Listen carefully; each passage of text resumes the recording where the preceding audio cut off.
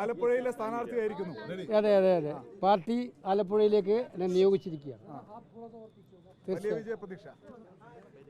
ആലപ്പുഴയിലെ ജനങ്ങളിലാണ് പ്രതീക്ഷ. എനിക്ക് എപ്പോഴും പ്രതീക്ഷയുള്ളത് ആലപ്പുഴയിലെ ജനങ്ങളിലാണ്. ആലപ്പുഴയിലെ ജനങ്ങളുമായി ഇടപഴകുക, അവരോടൊപ്പം ചേർത്ത് നിൽക്കുക, അവരെ ഹൃദയത്തോട് ചേർത്ത് നിർത്തുക, ഇതൊക്കെ ജീവിതത്തിൽ ഏറ്റവും സന്തോഷം പകരുന്ന നിമിഷങ്ങളാണ് എന്നെ സംബന്ധിച്ചിടത്തോളം. ആലപ്പുഴയിൽ ഞാൻ ഇടയ്ക്കിടയ്ക്ക് പരിപാടിയിൽ പോകുമ്പോൾ MP എല്ലാത്ത സമയത്തും അവിടെ പോകുമ്പോൾ എൻ്റെ വിഷ്വൽസ് നോക്കിയാൽ അറിയാം എൻ്റെ മനസ്സിനകത്തെ സന്തോഷം അവരോടൊപ്പം നിൽക്കുമ്പോൾ.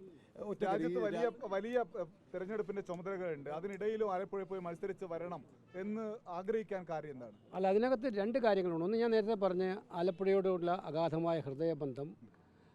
അവിടുത്തെ പാർട്ടി പ്രവർത്തകരും ജനങ്ങളും ആഗ്രഹിക്കുന്നു ഞാൻ അവിടുത്തെ ജനപ്രതിനിധിയാകണമെന്നുള്ളത്. എൻ്റെയും ആഗ്രഹം അത് തന്നെയാണ്. രണ്ടാമത്, കോൺഗ്രസിൻ്റെ ഓരോ സീറ്റും നിർണായകമായിട്ടാണ് ഈ തെരഞ്ഞെടുപ്പിൽ മാറിയിരിക്കുന്നത്.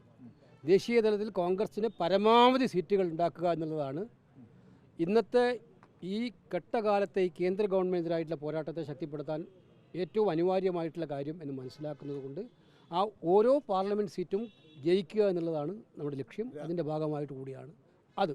രാഹുൽ ഗാന്ധിയും KC വേണുഗോപാലും കേരളത്തിലേക്ക് എത്തുന്നു. രണ്ട് ദേശീയ നേതാക്കൾ മത്സരിക്കുന്ന ഒരു സാഹചര്യം എങ്ങനെ?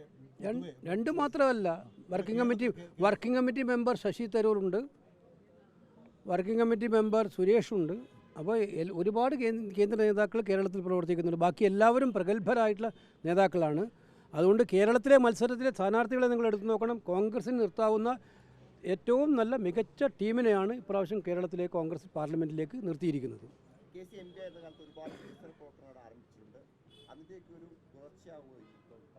തീർച്ചയായിട്ടും ആലപ്പുഴ ഏറ്റവും കൂടുതൽ വികസനം ആഗ്രഹിക്കുന്ന ഒരു പട്ടണമാണ്, നാടാണ്, ഗ്രാമമാണ്.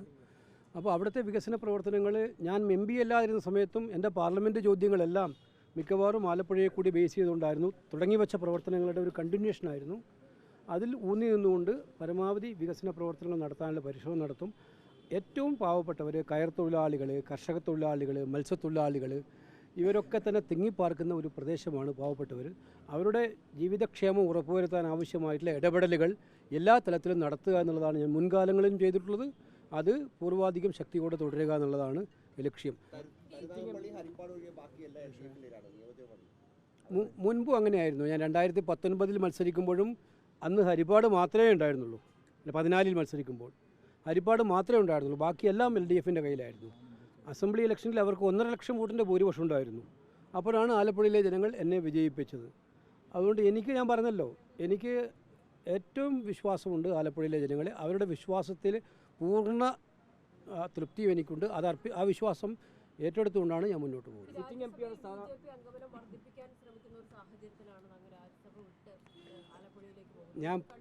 ഞാൻ പറഞ്ഞു, രാജ്യസഭയിൽ എൻ്റെ കാലാവധി 2 വർഷമാണ് ബാക്കിയുണ്ടാവുക. 2 വർഷമാണ് ബാക്കിയുണ്ടാവുക. ഞങ്ങളുടെ പ്രയോറിറ്റി ഞങ്ങൾ കൃത്യമായിട്ട് പറഞ്ഞു. എന്താണെന്ന് വെച്ചാൽ, ലോക്സഭയിലെ പരമാവധി കോൺഗ്രസിൻ്റെ സീറ്റുകൾ വർദ്ധിപ്പിച്ച് മോഡിക്കെതിരായിട്ടുള്ള ശക്തമായ വെല്ലുവിളി ഉയർത്തി ഈ സർക്കാരിനെ താഴെ ഇറക്കുക എന്നുള്ളതാണ്. അതാണ് പാർട്ടി മുൻഗണന കണ്ടിരിക്കുന്നത്. അതുകൊണ്ട് ഓരോ സീറ്റും നിർണായകമാണ്. കഴിഞ്ഞ പ്രാവശ്യം ഒരു നഷ്ടപ്പെട്ട ഒരു സീറ്റ് തിരിച്ചെടുക്കാനുള്ള പരിപൂർണമായ പരിശ്രമം നടത്തുക എന്നുള്ള ലക്ഷ്യത്തിനിടയിലാണ് പാർട്ടി ഉത്തരവാദിത്തം ഏൽപ്പിച്ചിരിക്കുന്നത്. അതുകൊണ്ട് ആ കാര്യത്തിൽ വേവലാതിക്ക് ആവശ്യമില്ല. ഞാൻ എൻ്റെ എതിർ സ്ഥാനാർത്ഥിയെ ഒട്ടും മോശക്കാരനായിട്ട് കാണാൻ ആഗ്രഹിക്കുന്നില്ല. അദ്ദേഹത്തിൻ്റെതായ പ്രവർത്തന ശൈലി ഉണ്ടാകും. എന്നെ ആലപ്പുഴയിലെ ജനങ്ങൾ കണ്ടിട്ടുണ്ട്. അവർ തീരുമാനിക്കട്ടെ, ജനങ്ങൾ തീരുമാനിക്കട്ടെ. It is up to them. അല്ല, എന്നെ സംബന്ധിച്ചിടത്തോളം എനിക്ക് സംഘടനാപരമായ ഒരുപാട് ഉത്തരവാദിത്തങ്ങളുണ്ട്. എനിക്കറിയാം എൻ്റെ വോട്ടർമാർക്ക് അത് മനസ്സിലാക്കാനും പറ്റും. പക്ഷേ എങ്കിലും പരമാവധി സമയം അവരോടൊപ്പം കഴിയാനുള്ള അവസരം വിനിയോഗിക്കുക എന്നുള്ളതാണ് എൻ്റെ മുന്നിലുള്ള ലക്ഷ്യം. അതിനുള്ള പരിപാടികൾ തയ്യാറാക്കിക്കൊണ്ടിരിക്കുകയാണ്. Okay, thank you.